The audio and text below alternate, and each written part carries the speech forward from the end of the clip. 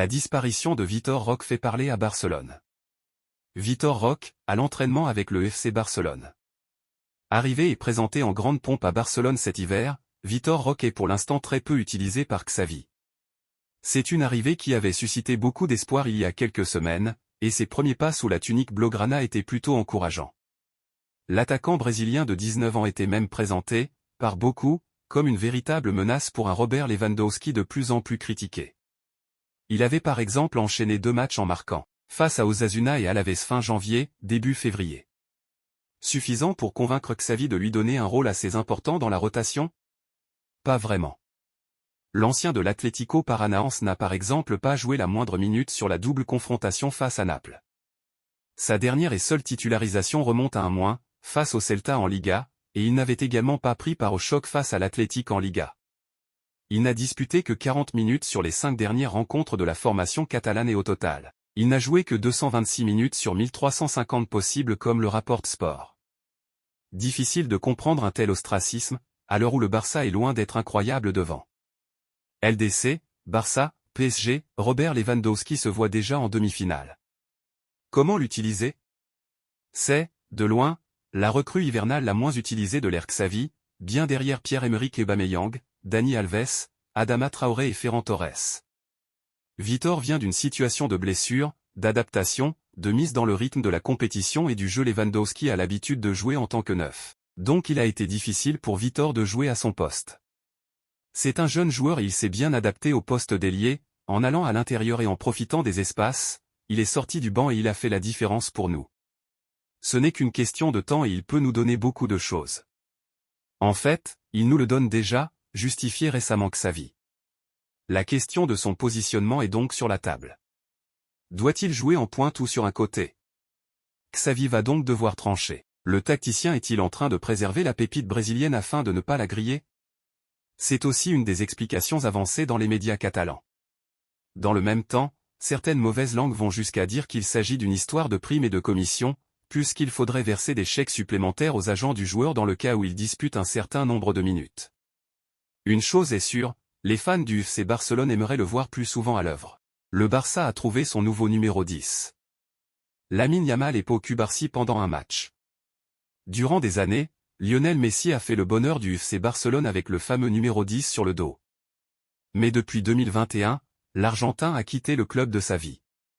À présent, les pensionnaires du Camp Nou aimeraient confier ce numéro symbolique à un autre joueur très important à leurs yeux.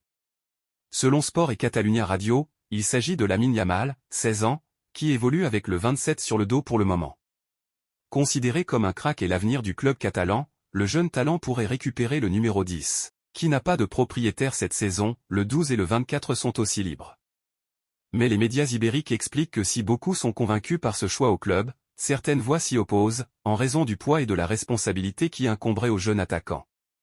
Affaire à suivre donc. Le PSG, l'offre à faire pour recruter Kvaratskhelia. Le Paris Saint-Germain, en quête d'un successeur à Kylian Mbappé, pourrait se tourner vers Kvisha Kvaratskhelia, joueur du SSC Napoli, selon les rumeurs. Le président du club italien, Aurelio De Laurentiis, a commenté la situation et ouvert la porte à un départ du joueur géorgien. Kvaratskhelia, âgé de 23 ans, est considéré comme l'une des sensations du football actuel.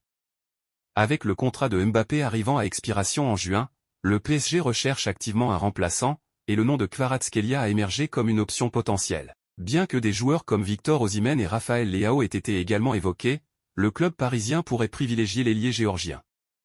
Selon les médias, le SSC Napoli s'attend à recevoir des offres pour Kvaratskhelia dans les semaines à venir.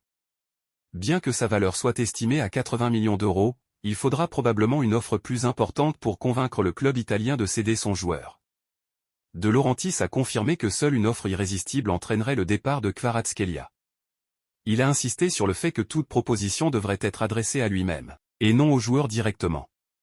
Cependant, il a également exprimé son intention de prolonger le contrat du joueur. José Mourinho négocie déjà avec son futur club. José Mourinho a le sourire sur le banc de l'AS Rome. Sans club depuis son départ de l'AS Roma, José Mourinho patiente avant de reprendre du service. Mais un club est prêt à l'accueillir. Le show Mourinho. Hier, Netflix a annoncé la production d'un documentaire consacré au Special One. Et on peut déjà dire que la plateforme en aura pour son compte puisque le technicien portugais est un vrai personnage et un très bon client. D'ailleurs, il est prévu qu'il témoigne lors de ce documentaire produit par John Badsek. L'ancien coach de Chelsea reviendra certainement sur son parcours hors du commun et sa belle carrière, lui qui est actuellement sans club. Le 16 janvier dernier, l'AS Roma a annoncé la fin de sa collaboration avec Mourinho, dont le contrat prenait fin initialement le 30 juin 2024.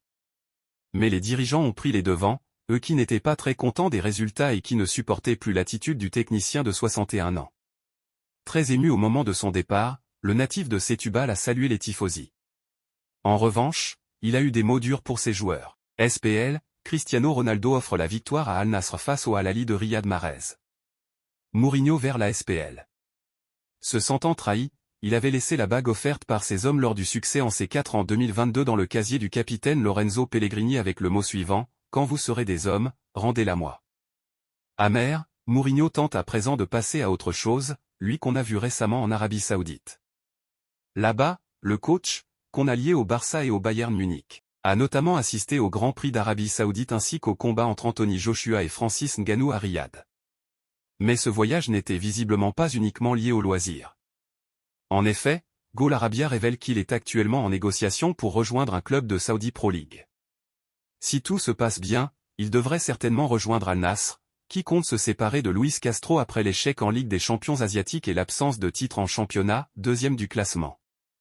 Mourinho, qui a avoué qu'il ne serait pas contre entraîner un jour en SPL, pourrait donc retrouver Cristiano Ronaldo qu'il a déjà dirigé à Madrid.